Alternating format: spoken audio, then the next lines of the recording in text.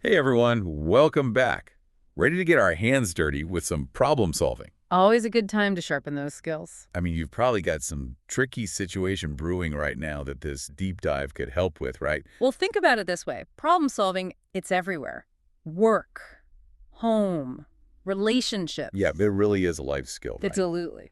So for this deep dive, we're going deep into all these amazing resources we found on problem solving. Really fascinating stuff. Tons of practical tips and strategies. And it's funny because they all start by emphasizing one thing.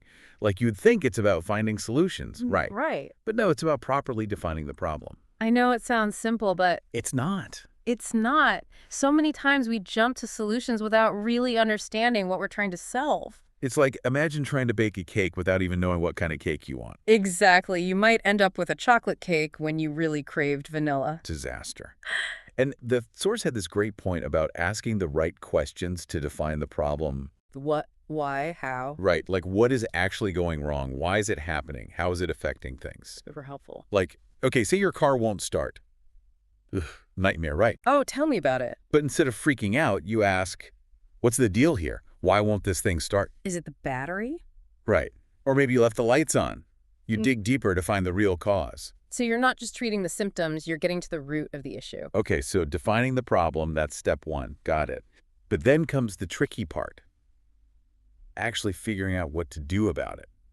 And for that, our sources offer a whole toolkit of problem-solving techniques. Okay, spill the beans. What are some of these secret weapons? Well, one that I find particularly helpful is mind mapping. Mind mapping.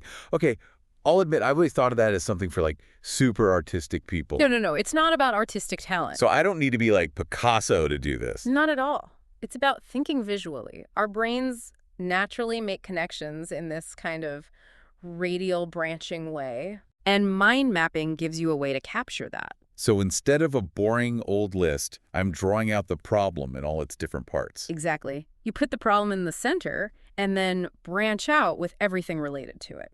Factors, potential solutions, even just random thoughts and ideas. It's like giving your brain some space to breathe. Right.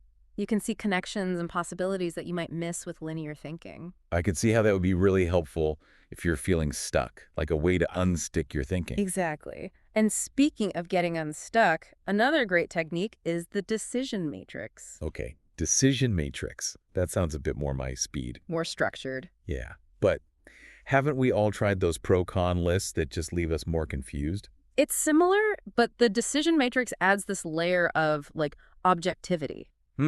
Okay, so how does it work? So you list all the potential solutions you're considering, then you figure out the key criteria.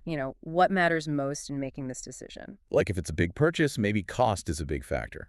Right. Or time, feasibility, impact, whatever's relevant to the problem. Okay, got it. So then what? How do I actually choose? That's where the matrix comes in. You make a grid with the solutions on one side and your criteria on the other. And then You rate each solution against each criteria. you got it. And you assign weights to the criteria based on how important they are to you. So if cost is my top priority, it gets a higher weight than, say, how trendy something is. Exactly. Then you multiply those scores by the weights, add them up, and boom. The solution with the highest score is theoretically the best choice. That's so cool. It takes the guesswork out of it. It can be really helpful when you're feeling overwhelmed or biased towards one option. Takes the emotion out of it. I like that. Okay, so we got mind mapping, decision matrix. What else is in this problem-solving arsenal? Oh, there are so many good ones. Have you ever heard of root cause analysis? Root cause analysis sounds intense. It's like being a detective, but for problems. Okay, I'm listening. I love a good mystery. The source talks about this method called the 5 whys. 5 whys. You keep asking why until you get to the root cause of the issue, like we did with the car example. Right. So it's not just, oh, the car won't start. It's why. Why is the battery dead? Why did I leave the lights on? It's like peeling back the layers of an onion to get to the core of the problem. Hopefully without the tears. Yeah. But, all these techniques, they're great. But I'm starting to realize it's not just about the tools, right? You're absolutely right. There's this whole other side to problem solving, the human element. Couldn't agree more. The source actually calls out what they call soft skills. Soft skills. Yeah, Okay, yeah. what's that all about? Things like communication, teamwork, adaptability, even creativity. Oh, yeah, those are important. But how do they fit into problem solving? Well, think about it. You're rarely solving problems in a vacuum, right? You're Yep. working with people, you're communicating ideas, you're navigating different perspectives. So it's not just about finding the right answer, it's about how you get there. Exactly. And those soft skills, they're not just some innate talent, they can be learned and developed. That's good to know, because I definitely struggle with some of those. Me too. We all have our strengths and weaknesses. And speaking of areas for improvement, the source also talks about the importance of mindset, like having the right mindset for problem solving. What does that even mean? Oh, that's a good one. I'll tell you, I once tried to fix a leaky faucet myself. Oh no, this is where it all went wrong. Let's just say it involved a lot of water and a very frustrated plumber. But the thing is, even though I failed miserably, At least you got a good story out of it. exactly, and it taught me something really valuable about my own approach to problem solving. Okay, I'm all ears. The source talks about approaching problems with curiosity, positivity, persistence, and a willingness to embrace mistakes. Mistakes. Nobody likes making mistakes. True, but they're inevitable, and if we can see them as opportunities to learn and grow, Instead of just beating ourselves up. exactly, that's where the growth happens. I mean, think about some of the most famous inventors throughout history. Okay, like Thomas Edison. Right. He didn't see his failed attempts as failures, he saw them as steps towards success. That's a good way to look at it. So we've got the process, the techniques, the mindset. But how do we actually put all of this into practice? Well, the source mentions some cool activities, but honestly, one of the best ways to practice problem solving is escape rooms. Escape rooms. Oh, I'm intrigued. Think about it. You're locked in a room with a bunch of puzzles and clues and a ticking clock. Yeah, it's like a real-life problem-solving challenge. Exactly. And you have to use all those skills we've been talking about. Communication, teamwork, creative thinking. And probably a lot of that embracing mistakes mindset when you hit a dead end. Oh, definitely. You're going to make mistakes, but that's part of the fun, right? Totally. It's all about learning from those missteps and trying again. And even if you don't escape in time, you still walk away having exercised those problem-solving muscles. So it's a win-win. Either way, you escape or you learn something. Exactly. Now, if escape rooms aren't your thing, maybe something a bit calmer, like reflective journaling. Reflective journaling. Okay, that sounds more my speed. It's a great way to process past experiences, you know? Think about how you approached problems, what worked, what didn't. It's like having a conversation with yourself on paper. Exactly. And it can help you identify those patterns in your problem solving, those tendencies you might not even realize you have. You know, I actually used to do that a lot in college, and it really helped me become more aware of my own problem-solving style. There you go. It's all about self-awareness, right? Yeah. Knowing your strengths and weaknesses so you can play to those strengths and work on those weaknesses. So it's like once you know yourself better, you can choose the right tools and techniques for the job. Absolutely. But even with the best tools and the perfect mindset, there are still some sneaky little traps we can fall into. Oh, yeah. I know exactly what you're talking about, those moments when you just totally sabotage yourself. We all do it.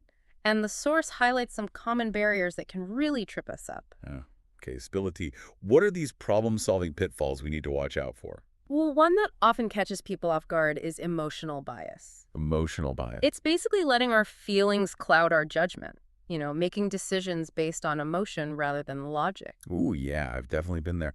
Have you ever, like, impulsively bought something you couldn't afford just because you were feeling down? Oh, totally. We've all made those treat yourself purchases that we later regretted. It's like our emotions hijack our rational thinking. Exactly. And we end up making choices that aren't really in our best interests. So how do we avoid that trap? Because let's be real, we can't just turn off our emotions, right? Of course not, emotions are a part of who we are, but the key is to be aware of them, acknowledge how they might be influencing our decisions. So like taking a step back before making a big decision. Exactly. Give yourself time to cool down, process your emotions, and approach the problem with a clearer head. That makes sense. Okay, so emotional bias is one trap to watch out for. What else? Another big one, and I think we all struggle with this from time to time, is overthinking. Overthink. Oh my gosh, that's like my middle name. It's that analysis paralysis you mentioned earlier when you get so caught up in thinking about every possible outcome that you end up completely frozen. Ugh, yes. I do that all the time. I'll spend hours obsessing over a problem going around in circles in my head. It's a common trap, and it often stems from a fear of making the wrong decision. Which ironically can lead to making no decision at all. Exactly, and sometimes inaction is just as bad as making the wrong choice. Because you're not moving forward, you're stuck. Right, and sometimes the best way to break free from overthinking is to just take action, even if it's a small step. It's like that saying, a journey of 1,000 miles begins with a single step. Exactly. You have to start somewhere, even if you don't have all the answers yet. So true. And speaking of journeys, this whole deep dive into problem solving, it's really been about giving our listeners a roadmap. A set of tools and strategies to navigate those inevitable challenges that life throws our way. And what's really resonating with me is that it's not about being perfect. It's not about always having the right answer. It's about the process, the mindset, and that willingness to learn and grow along the way. It's about embracing the challenge and knowing that you have the power to find solutions. Yeah, exactly. You are a problem solver whether you realize it or not. We all are. And every problem we encounter is an opportunity to practice those skills to become even better at it.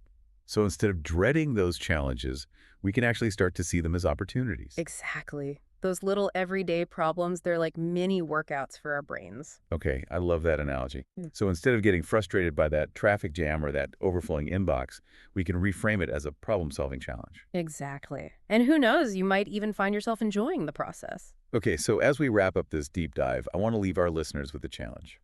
I like it. What's the challenge? Think about one small problem you're facing right now, something you've been putting off or feeling stuck on. It could be anything, right? A cluttered closet, a project you're procrastinating on. Exactly, and then choose one technique we've talked about today and try applying it to that problem. It could be asking those what, why, how questions or sketching out a quick mind map. Or even just consciously shifting your mindset to one of curiosity and possibility. The point is to take action, to experiment and see what happens. You might be surprised by how much progress you can make with just a little effort and a fresh perspective. And don't forget to share your experiences with us. That's right. We want to hear about your problem-solving wins, your epic fails, and everything in between. Head over to social media and use the hashtag #DeepDiveProblemSolvers. We'll be looking out for your posts and maybe even feature some of them in a future episode. Because ultimately, problem solving, it's a journey we're all on together. And we can learn so much from each other's experiences. So let's keep the conversation going, share your stories, and inspire each other to become even better problem solvers.